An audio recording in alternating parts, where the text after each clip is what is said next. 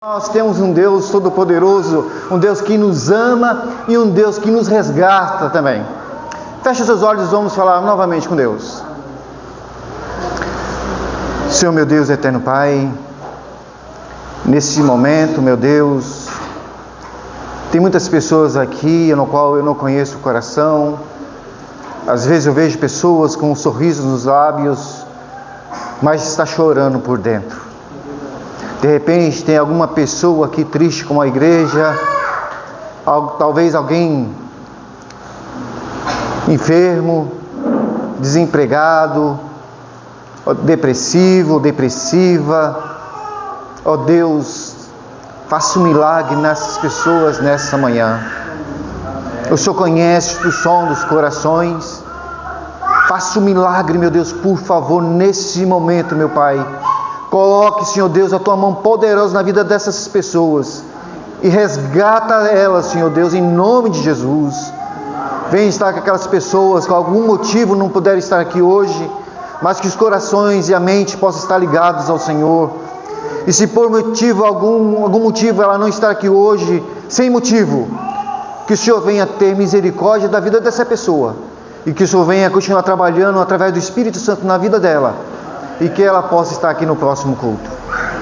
Use-me poderosamente nesta manhã, meu Deus. O sermão já está pronto, está elaborado. Estudei o sermão, recapitulei. Mas é o Senhor, Deus, que comanda. É o Senhor que tem a palavra. Que nessa manhã, meu Deus, nem que se for para mudar o sermão, que o Senhor mude o sermão para que possa trazer a palavra para nós, inclusive para mim também. Ajude-nos, oh Deus, também que nós possamos ouvir a Tua voz e ter mudança de vida também, meu Deus.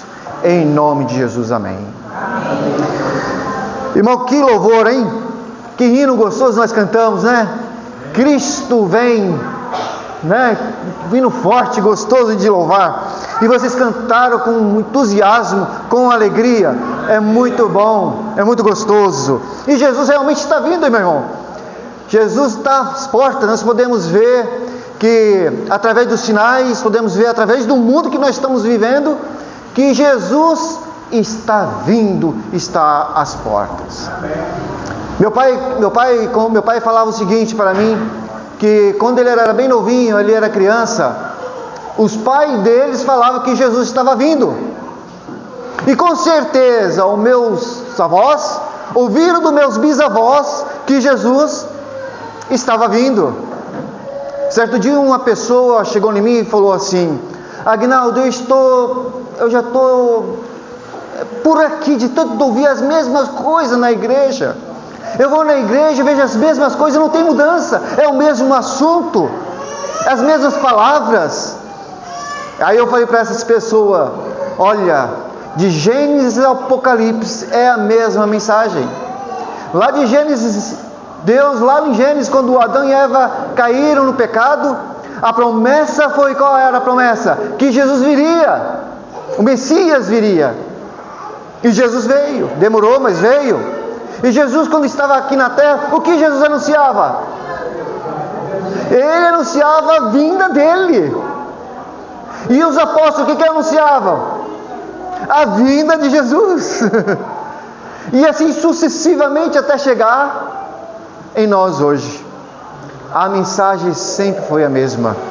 É interessante, quando Jesus veio a primeira vez para resgatar o homem do pecado, nem os religiosos estavam preparados para a sua vinda. Jesus escolheu os 12 e os 12 também não estavam preparados, porque se a gente lê a Bíblia, a gente entende que os discípulos, ao olhar Jesus, pensavam que ele iria ser o resgatador de Israel, que o reino seria aqui neste mundo, e os discípulos não entendiam o verdadeiro sentido da vinda de Jesus.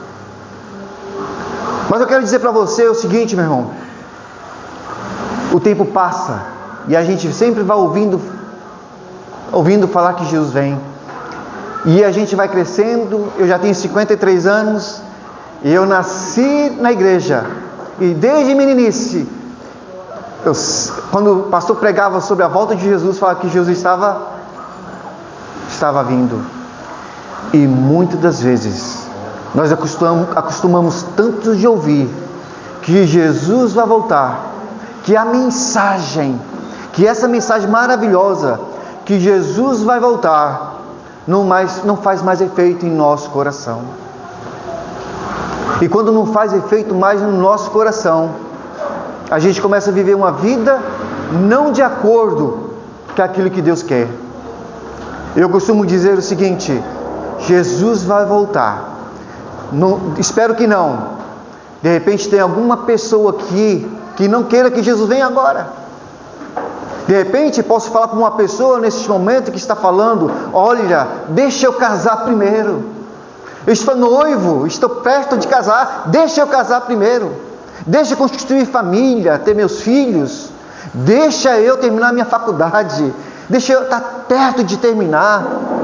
Então deixa eu terminar minha faculdade, aí assim eu posso arrumar um emprego primeiro, e depois, quando eu estiver estabilizado, e o Senhor Jesus venha, porque eu já gozei aqui na terra o que tinha de gozar, e agora estou pronto para ir com o Senhor. Eu quero falar uma coisa para você, que Deus respeita a sua vontade, e Deus respeita, mas Ele vai voltar. Você pensando dessa forma ou não, Ele vai voltar. Mas eu sinto muito dizer para você, se você pensar dessa forma, o Senhor Jesus não vai vir para você.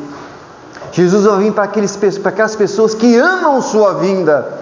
Jesus vai voltar para aquelas pessoas que estão preparadas para a sua vinda. Espero que não esteja falando com ninguém aqui que cansou de ouvir da mensagem que Jesus vai voltar. Abra sua Bíblia em Mateus 7, versículo 13 e 14.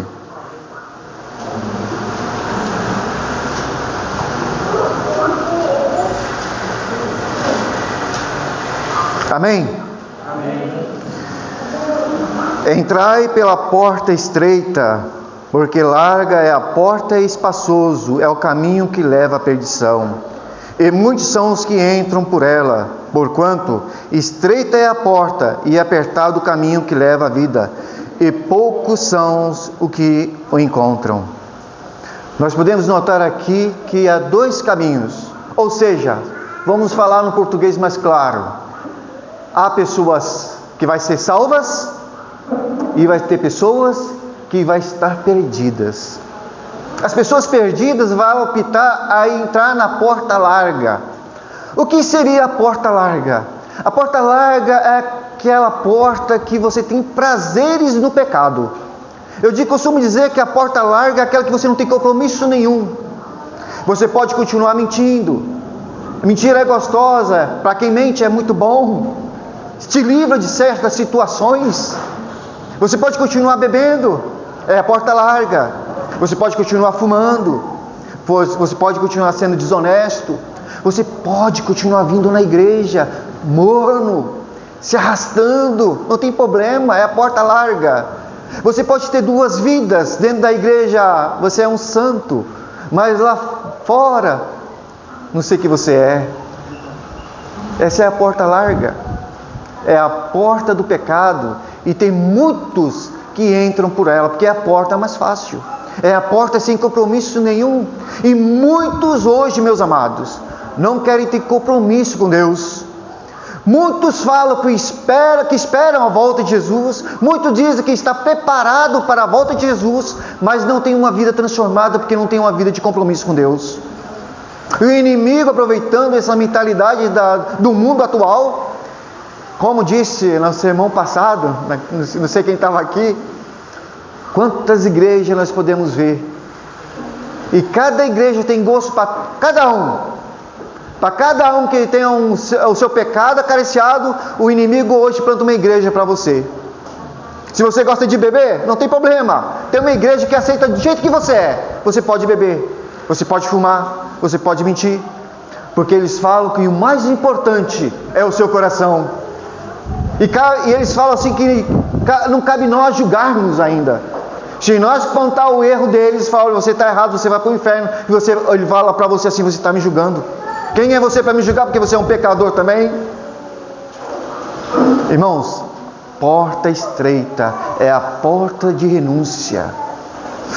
Mas antes de falar da porta estreita, eu quero também ler Lucas 9:23 fala o seguinte: se alguém quer vir após mim, negue a si mesmo, tome cada dia a sua cruz e siga-me. Olha só o ponto aqui.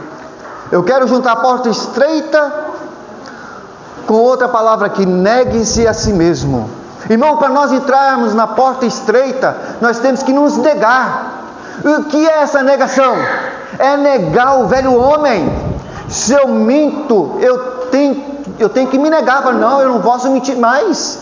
Eu sou de Cristo, Cristo morreu por mim, eu fui batizado, eu tenho uma novidade de vida, uma vida diferente, eu não posso mentir. É porta estreita e não é fácil. Olha, eu gosto daquela roupa que chama atenção, eu quero aquela roupa apertadinha, que me mostra o meu corpo. É a porta estreita. E agora é a porta larga. Agora você quer a porta estreita? É negar o seu gosto. Não, eu não posso vestir esse tipo de coisa, eu não posso vestir essa roupa, porque meu Deus, o meu Jesus Cristo está triste, e eu não quero ver o Jesus triste. É porta estreita, é negar a si mesmo. Irmãos, a salvação é para todos. Deus, Ele lança a salvação para todos, porque Jesus morreu para todos. Independente, irmãos, você querendo ou não, Jesus lançou a salvação. É por todos. Mas para nós termos a salvação, nós temos que aceitar ela. E muitos falam que uma vez salvo, salvo para sempre. Irmãos, não fique com isso na mente.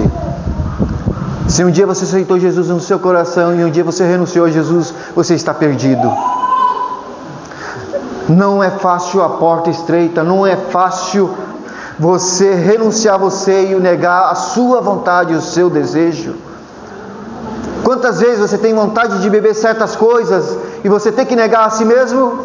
Você já parou para pensar? Quanta comida boa aos olhos humanos que enche os nossos olhos e você tem que negar a sua vontade e o seu desejo? Não é fácil. É a porta estreita. E você fala assim para mim: Aguinaldo, do jeito que você está falando, é impossível ser salvo, é muito difícil, não tem como, porque eu sou pecador, eu sempre estou caindo. São João 16,3 diz o seguinte: tenho-vos dito isto, para que em mim tenhais paz. O mundo tereis aflições, mas tem de bom ânimo, eu venci o mundo. Irmão, Jesus venceu, e você pode ser vencedor e vencedora também. Amém? Olha o que mais fala. Ezequiel 33:11 fala que Deus não tem prazer na morte, e Ele faz um apelo: convertei-vos, convertei-vos. Porque você deseja a morte? Eu quero te dar salvação, quero te dar vida. Lucas 19:10: o Filho do Homem veio buscar e salvar o perdido, irmãos. João 3,16, você sabe de cor: porque Deus amou o mundo de tal maneira que deu seu Filho unigênito, para que todo que nele crê não pereça, mas tenha vida eterna. Olha essa que promessa maravilhosa. João 16,13 fala que quando vier o Espírito Santo, o Espírito da verdade, Ele nos guiará a toda a verdade. Romanos 8,38 fala que nada, irmãos, nada, nem os anjos, nem a profundidade, nada neste mundo pode nos separar do amor de Deus que Ele sente por nós, que está em Cristo Jesus, nosso Senhor e Salvador. Amém? Amém? Aos nossos olhos humanos parece impossível a salvação, mas eu costumo dizer que é muito mais fácil você se salvar do que você se perder, porque você tem três seres lutando ao seu favor: Deus Pai, Deus Filho, Deus Espírito Santo. Então é mais fácil você se salvar do que você se perder. Basta você dar ouvido ao chamado do Espírito Santo na sua vida e você aceitar Jesus como Senhor e Salvador, você vai ser salvo. Lembrando que tem que ter mudança de vida também, porque quando nós aceitamos nosso Senhor e Salvador, juntamente com a aceitação vem mudança de vida. É que nem um casamento. Eu costumo dizer que a aceitação de Jesus Cristo é um casamento. E eu quero dizer para você que sábado que vem vai ter uma morte. Uma pessoa vai morrer, irmãos. Louvado seja Deus que uma pessoa vai morrer sábado. Mas eu quero dizer para você também que sábado vai ter uma ressurreição em Cristo Jesus, nosso Senhor e Salvador. Amém? Amém. E quando ele sair das águas, ele vai ser uma nova criatura. Vai ser uma nova criatura em Cristo Jesus, nosso Senhor e Salvador. E um velho homem vai morrer lá nas águas. E de lá para frente será uma nova criatura em Cristo Jesus. Amém? Mas, irmãos, Deus, ele luta para você. Ele faz o impossível para salvar você. Só que Deus não faz uma coisa para você. Ele não força. Ele não amarra sua mão. Ele não amarra seu pé. Ele não pega você pela orelha e fala assim: vem cá, meu filho, segue esse caminho aqui, ó, tá errado. Vem cá, vem. Ele nunca vai fazer isso. É o livre-arbítrio. Ele te dá liberdade de escolha. E hoje eu quero falar para vocês alguns passos para você perder a salvação. Se você quiser se perder, você segue os passos que eu vou dar para você agora. O primeiro passo é negligenciar a comunhão com Deus. João 15, 5 em diante fala que Jesus é a videira e nós somos os galhos. Se nós somos tirados da videira, o galho vai secar e não vai ter frutos e vai ser lançado fora. É interessante, quando o galho é tirado da árvore, ele não seca de repente, ele não morre de repente, ele vai secando gradualmente. Gradualmente ele vai secando, até que ele fica totalmente seco e é queimado. Comunhão, irmãos. Se você quiser perder a salvação, negligencia a comunhão. Começa a parar de orar. Não ore mais. Ou continue com a oração supérflua. Não seja sincero com Deus na oração. Deus quer a sinceridade do coração, irmãos. Deus quer que você chegue nele quando você está errado, quando você peca. Senhor, tem misericórdia de mim. Eu errei, Senhor, eu sou um miserável. Mude, Senhor, meu coração. Muda minha vida, minha atitude, meu ser. Me transforma, Senhor. Eu não quero continuar sendo essa pessoa miserável. Molde o meu caráter, molde minha língua, molde minha visão, minha audição, meu Deus. Eu quero ser um servo. Olha que oração sincera, oração bonita. É isso que Deus quer da gente. A sinceridade. Agora, se você quer continuar ou você quer perder a salvação, continue a sua oração supérflua. Ah, meu Deus, muito obrigado pelo dia, pela vida, pela saúde. Dá uma boa noite, amém. Obrigado, Senhor, por esse alimento que nunca te faltar na minha casa, em nome de Jesus, amém. Obrigado, Senhor, por tudo que o Senhor tem feito, amém. Eu vi um testemunho, uma ilustração de um pastor, e é real. Ele falou que é real. Se o pastor falou, é real, não é? O pastor não pode mentir. É ou não é? Ele disse que ele estava fazendo um curso de teologia. Não, minto. Agora quem estava mentindo sou eu. Ele já tinha feito teologia, ele estava em reunião de pastoral. Ele estava junto com um pastor também. E chegou na hora da refeição. O pastor então aceitou com a refeição. Ele fechou os olhos, fez a sua oração. E o outro pastor fechou o olho e abriu o olho. E o pastor ficou... como pode? Ele só fechou o olho e abriu o olho? Aí o pastor perguntou para ele: meu amigo, o que você acabou de fazer aí? Eu fiz minha oração. Mas como assim oração? Foi muito rápido. Como é que você fez tão rápido assim? Não, é que é o seguinte, eu numerei os meus pedidos de oração. De manhã é meu número 1, que é na hora de jejum. Na minha refeição é número 2, que ele já sabe o meu pedido, o meu agradecimento da refeição é número 2. E na janta é número 3. E na hora de dormir é número 4. Então na hora que eu almocei, eu fechei os olhos e disse número 2. E já está pronta a minha oração. Misericórdia.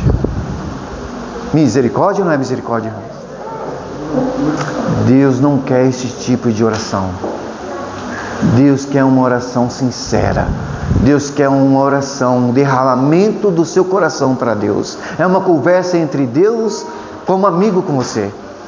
E a Bíblia? Comunhão, estudo diário da palavra. Você tem estudado a palavra de Deus? Ou você tem acordado atrasado, pegado o ônibus, o trem, metrô, você tem trabalhado, estressado no serviço, chega em casa às 10, 11 horas da noite e não tem tempo de estudar a Bíblia? Não tem tempo de meditar? Você tem estudado a Bíblia? Ou você tem lido a Bíblia, que é diferente? Irmãos, se nós não estivermos ligados à videira, que é Jesus Cristo, nós vamos secar. E uma forma de nós estar ligado à videira, uma forma de nós estar ligado a Jesus Cristo, é estudando a palavra de Deus, é orando, é buscando a presença do Espírito Santo, é a santidade, é negando-se a nós mesmos e buscando cada vez estar mais próximo de Jesus. Uma mãe estava com seu filho, um adolescente, e ele estava bem frio para ir na igreja. E era um dia frio, a lareira estava ligada, estava acesa, e tinha alguns carvões ali próximo, estava apagado. E ela conversando com o filho sobre Deus, sobre Jesus, sobre a igreja. E a mãe então falou assim: filho, pega aquele carvão ali. Mas mãe, ele vai sujar minha mão. Eu falei: não tem problema, pega aquele carvão. E então ele pegou o carvão e falou assim: filho, esse carvão, ele está apagado, ele representa você, porque você não está orando mais, você não está estudando mais a Bíblia, você não está indo mais na igreja, você não está tendo mais santidade, você não está tendo mais comunhão com Deus. Então esse carvão é você apagado. Mas filho, joga esse carvão lá dentro da lareira. Aí o filho jogou o carvão lá na lareira, e alguns segundos aquele carvão que estava morto acendeu novamente. Ela falou assim: é assim que acontece quando você está com Cristo Jesus, sua chama volta a acender. Assim somos nós, irmãos. Quanto mais próximo da lareira, que é Jesus Cristo, nosso Senhor e Salvador, mais fervorosos nós estaremos, mais vivos nós estaremos, mais mensagem nós levaremos. Mas quanto mais estamos longe de Jesus Cristo, mais frio nós estaremos. Eu costumo dizer que o povo aí fora está sábio, irmãos. Estão estudando muito a Bíblia. E os adventistas do sétimo dia estão sendo muito atacados. Se você pegar as redes sociais, nós vemos muitas pessoas atacando os adventistas, principalmente falando que é uma igreja, é uma seita, não é cristã, é uma seita.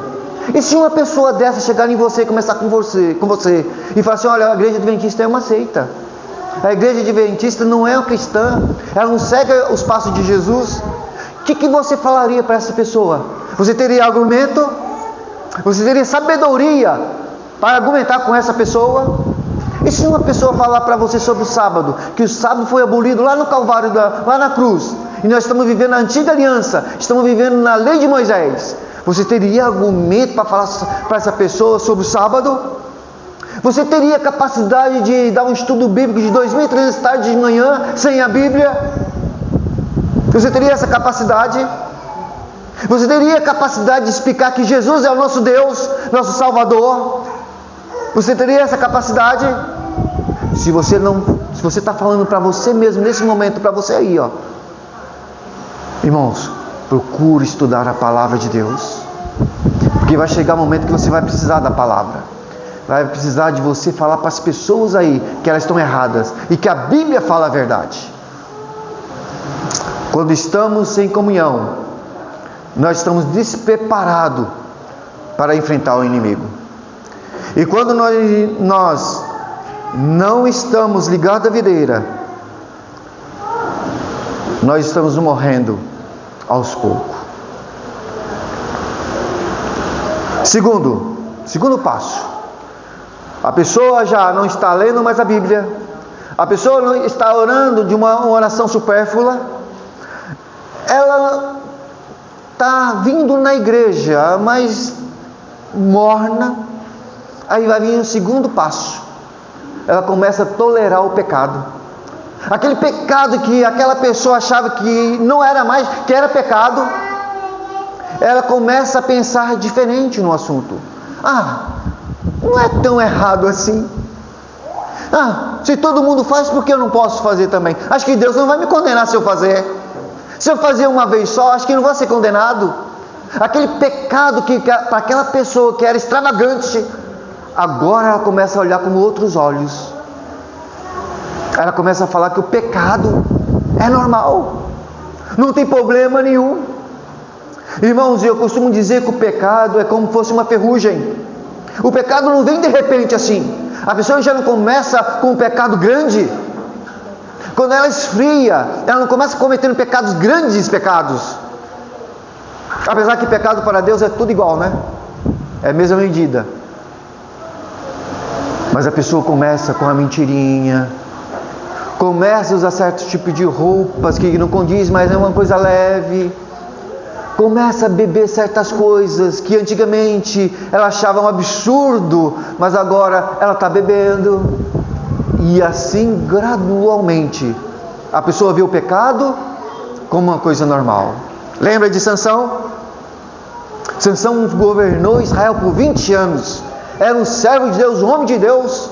Ele governava e tinha o Espírito Santo. Ele tinha o poder do Espírito Santo. Mas o que fez o Sansão cair? Foi a Dalila? Não foi a Dalila, irmãos. Quando ele estava com a Dalila, ele já estava fraco espiritualmente. Se você olhar a história de Sansão, ele fez tudo errado. Desobediente. Ele fez tudo errado. E o ponto derradeiro dele foi a Dalila. Mas o pecado pegou Sansão gradualmente. E eu falo para você nessa manhã em nome de Jesus. Eu não sei sua vida.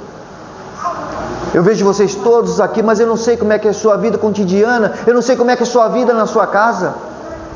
Eu não sei o seu íntimo. E de repente estou falando com uma pessoa que tem um pecadinho acariciado, que você acha que isso não vai te acarretar a perdição.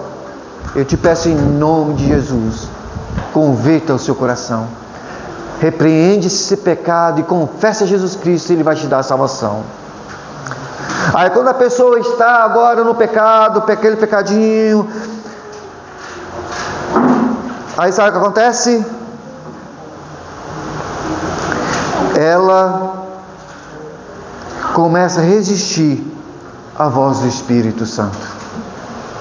João era um servo de Deus, um jovem atuante da igreja, forte. Mas um dia ele recebeu um convite dos amigos dele para ir a uma festa. E João automaticamente negou. Falou: não, esse não é meu mundo. Esse é o mundo de vocês. Isso aqui não serve para mim. Mas João, eles não desistiram de João. E sempre fazia a mesma proposta de um dia ele ir na festa. E um dia João falou assim: eu vou. Afinal de contas, chegando lá, eu não vou beber, não vou dançar, eu vou testemunhar do amor de Deus. Eu vou aproveitar e falar do testemunho de Jesus. Olha que intenção boa, olha que pensamento bom. Não é bom? E ele foi, irmãos. Então, na primeira vez que ele foi, realmente ele não bebeu, ele falou do amor de Jesus, normal. Não dançou, não festejou. Foi um menino exemplar. Mas ele gostou do ambiente. E o João, não é você não, João, é o outro João. E João futuramente recebeu novamente outro convite. E João: eu vou. Eu falei do amor de Deus, eu vou novamente lá, quem sabe trago alguém para a igreja. E ele foi. E naquela noite, João falou do amor de Deus, mesma coisa e tal. E ele começou a escutar as músicas.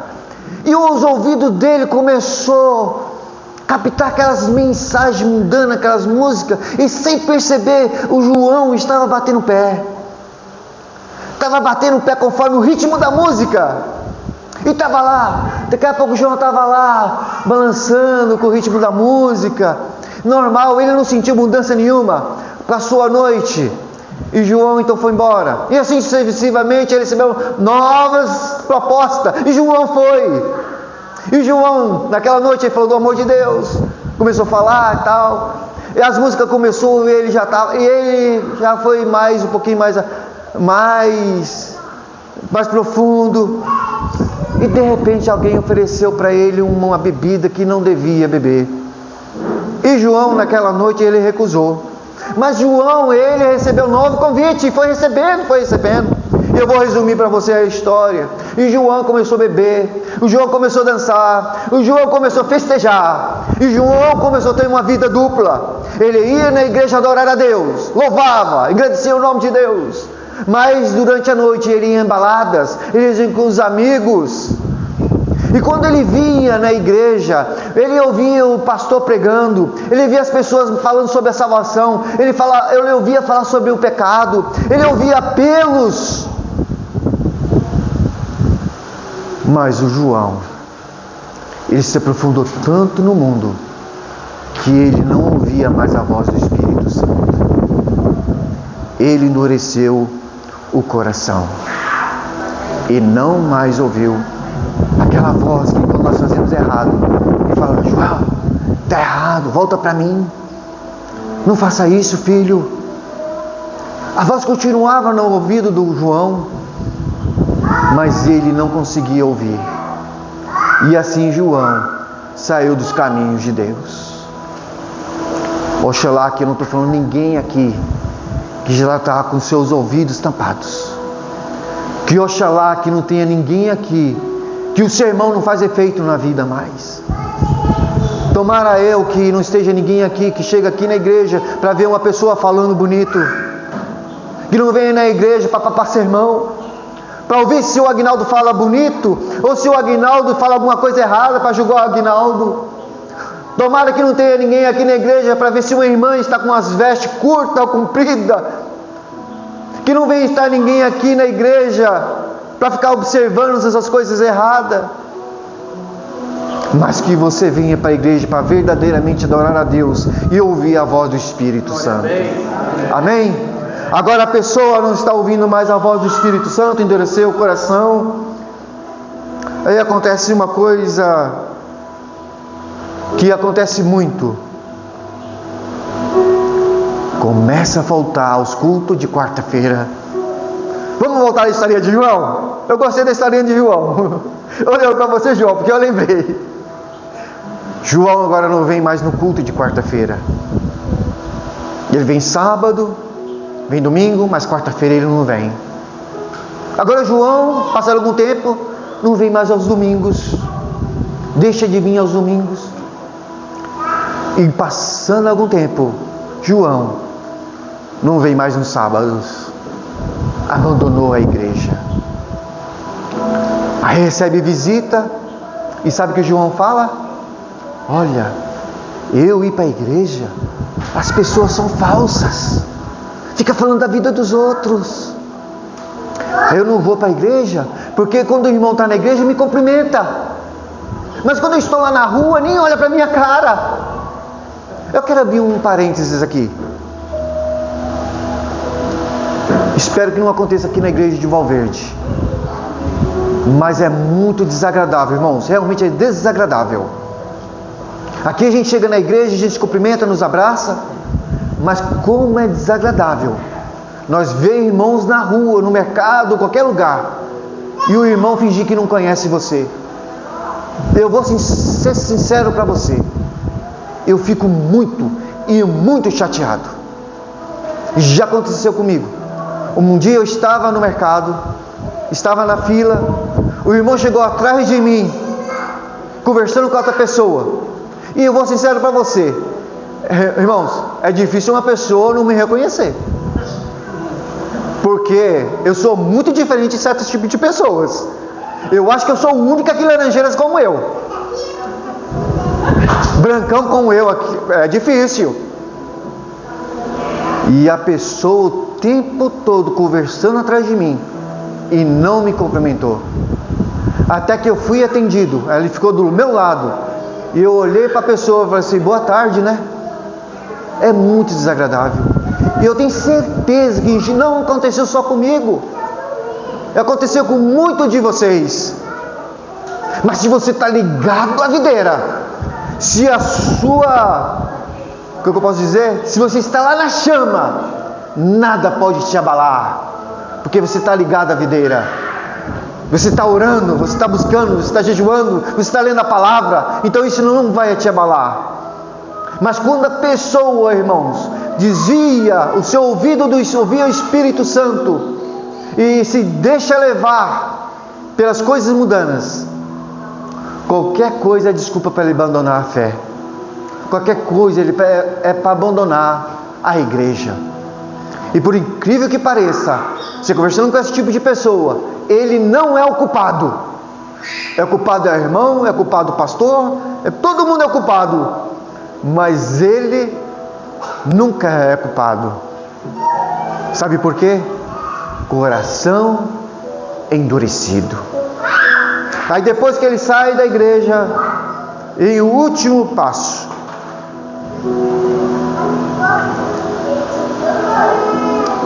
o João está em casa, o pastor faz uma visita.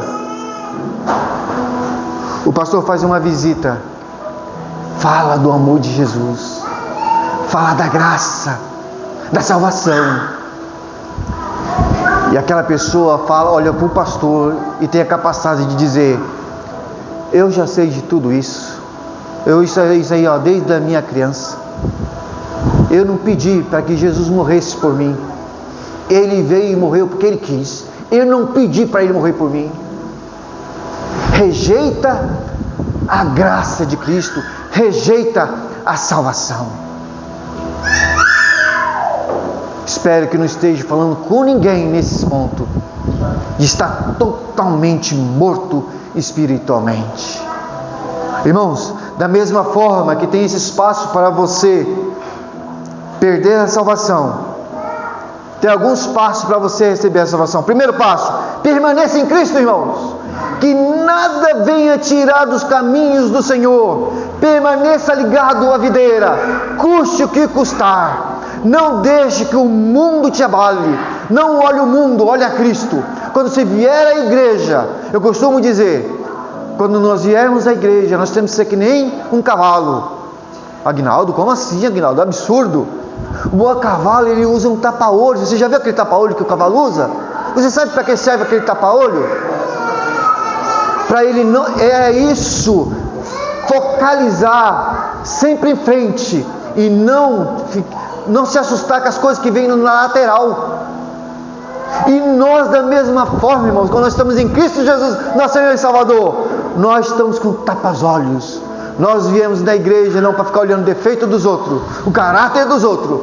Nós viemos na igreja porque eu quero adorar a Deus. Amém? Amém. Segundo, confessar imediatamente o seu pecado.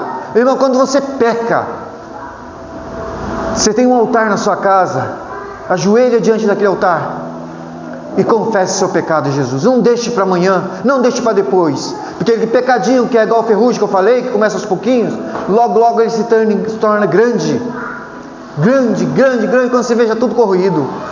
Não deixe o pecado crescer em seu coração, que isso é muito perigoso. Confesse imediatamente, mas com o coração sincero. Ouvir e obedecer a voz do Espírito Santo. Você estiver no caminho errado, irmãos, aquela vozinha que você escuta: filho, você está no caminho errado. E de repente você vem na igreja, você vê um sermão, e o irmão fala que um pecado seu, que você possa ouvir o Espírito Santo fazendo: olha, eu estou errado, isso me tocou no meu coração, eu quero mudar de vida. Que você obedeça a voz do Espírito Santo. O Espírito Santo pode usar seu papai e sua mamãe para falar dos caminhos do Senhor. Obedeça, ouve o chamado do Espírito Santo. O Espírito Santo pode usar seu amigo, a sua amiga. Ouça a voz do Espírito Santo. Seja sensível ao Espírito Santo. Quarto, manter a comunhão diária com o nosso Deus. E como mantemos comunhão diária com o nosso Deus? Orando, estudando a Bíblia, se possível jejuando. Busque a santidade, irmãos. É isso que nós estamos precisando, é santidade.